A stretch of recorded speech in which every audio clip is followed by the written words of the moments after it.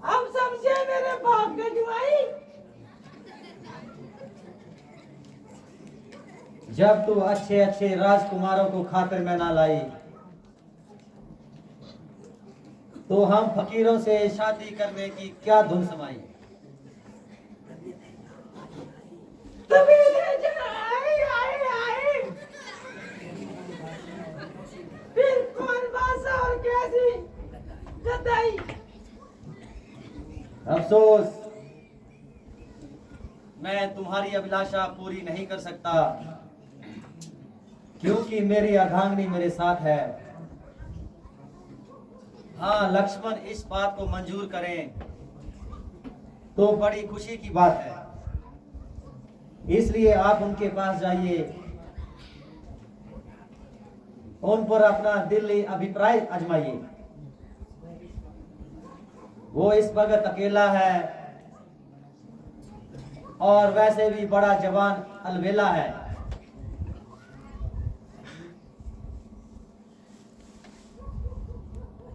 अजी इनसे तो मैं दिल की करती थी,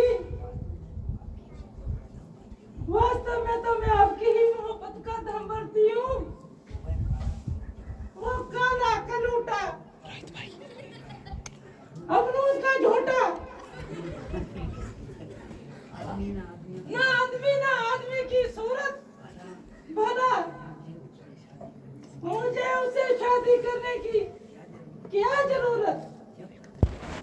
जब तक जीऊंगी आपकी शर्तों के पीऊंगी। वाह, मेरी खुशनसीबी का भी क्या ठिकाना है, जबकि तुम जैसी चंद्रमुखी मृगनयनी की तबीयत मुझ पर मायल हो गई और मेरे एक ही नेत्रवान से तू घायल हो गई। रंग है कि कुंदन की तरह दमक रहा और चेहरा पॉलिश किए हुए बूट की तरह चमक रहा। सुंदरता में भी निसंदेह लाजवाब हो, तमाम जमाना क्या बल्कि सारी खुदाई का इंतखाब हो।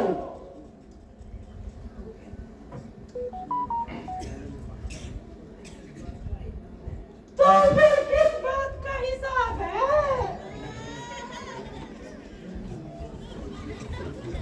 क्योंकि मैं श्री रामचंद्र जी का सेवक हूं,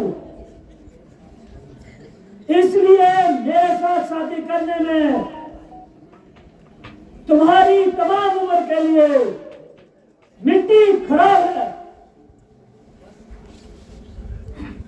तो बस आपकी तरफ से साफ इनकार है। हाँ, आपकी और उनकी जोड़ी सजती है, एक माँ है तो दूसरा महताब है। मगर वो तो कहते हैं कि दूसरी शादी उनके लिए वैसे ही अजाब है। मजाक की तो उनकी पुरानी आदत है, अन्यथा दिल तो उनका भी करता है।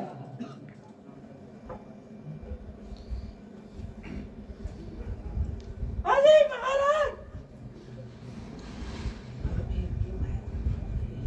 मुझे क्यों हैरान कर रहे हैं और मुझे खामखा परेशान कर रहे हैं। ये छोकरा तो बिल्कुल ही नादान है। भला इन बातों की उसे क्या पहचान है। आप तो कहते थे कि बड़ा ही अलबेला है, मगर वो तो आला दर्ज का बदसूरत इंसान है। उसको मुझे इतना बड़ा मालूम होता है, शक्ल देखते ही मैं कोसों दूर हट गई। साहब दोबारा नजरसानी करो, संभव है कि तुमने उनके संबंध में अंदाजा लगाने में गलती खाई हो, या उन्होंने ही तुम्हें आजमाने के लिए कोई चाल चलाई हो। यदि तू सती है तो वो बावजूद शादी करने के भी यति है। अरे काहे का यति है? जितना वो बदशक्ल है उससे बढ़कर तो मूढ़मती है। आप तो मुझे यूं ही बड़े रखते हो।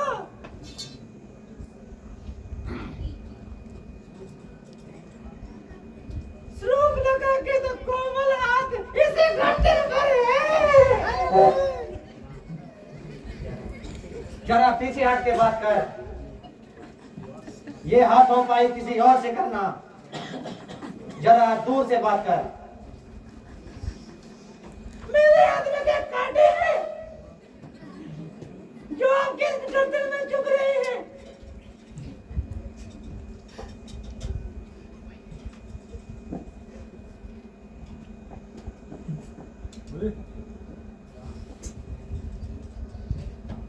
मैं एक बार कह चुका हूं कि मेरी ना केवल शादी हो चुकी है, परंतु मेरी पत्नी भी मेरे साथ है। शादी हो चुकी तो क्या हुआ? राजे महाराजे बावजूद शादी होने के भी बहुत सी रानियों के साथ मोहब्बत का दम भरते हैं। ये धर्म के विरुद्ध है। वो महापाप करते हैं। तुम्हारी यहाँ बिल्कुल दाल नहीं गलेगी, आखिर निराश होकर टलेगी। तुम्हारी जोड़ी तो लक्ष्मण से ही मिलेगी।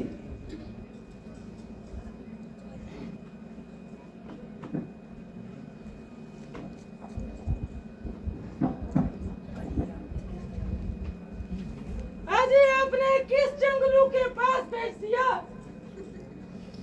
ना जिसको बोलने का तरीका, ना बात करने का सलीका, आले दर्ज का बदतमीज। शक्ल देखो तो जैसे कई सालों का मरीज, और वैसे भी महाकलीन।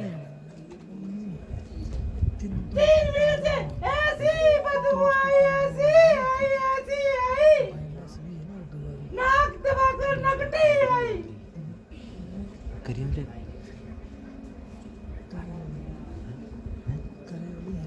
भला मैं आपको छोड़कर कहाँ जा सकती हूँ? और उस काले कुरूटे को कैसे कातिल में ला सकती हूँ? वो तो जिस लायक था वैसी ही काली करोटी उनको मिल गई, और उन दोनों की जोड़ी सज गई, और हम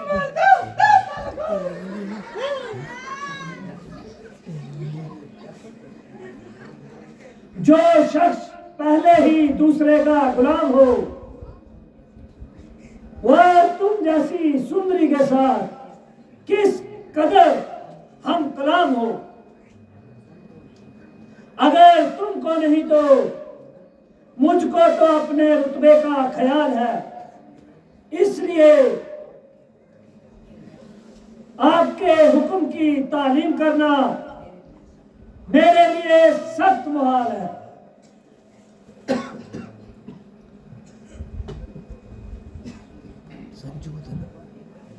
तुम्हें मेरा कुल भी मालूम है? हाँ, जानता हूं। तू रावण की बेहया आवारा गर्द बहन है, जिसकी मक्कारी का तमाम दुनिया में धूम है। बस ये बात भूखने को सिखाई तो काटने को आई। चल जवान को लगाम दे। जाती है या बताओ मौत का बाप। ये छोकरा तो बड़ा ही नटखट है, इस पर जादू नहीं चलेगा। रामचंद्र के पास ही चलती हूँ, शायद वहीं पर मिल जाएगी कामयाबी।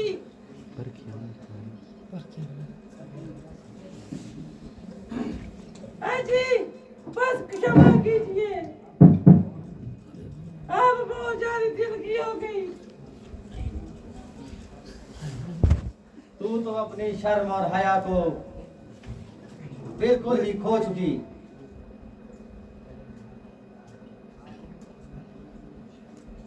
तालिबान मशरूम में तलब कैसी? ओ बेहया,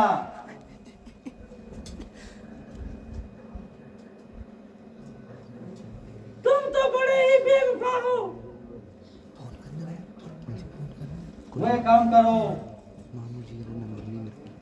जिससे लोग और परलोक का नफा हो। ये तो बताओ कि तुम मुझसे क्यों खफा हो? मेहरबानी करके जल्दी यहाँ से दफा हो। क्योंकि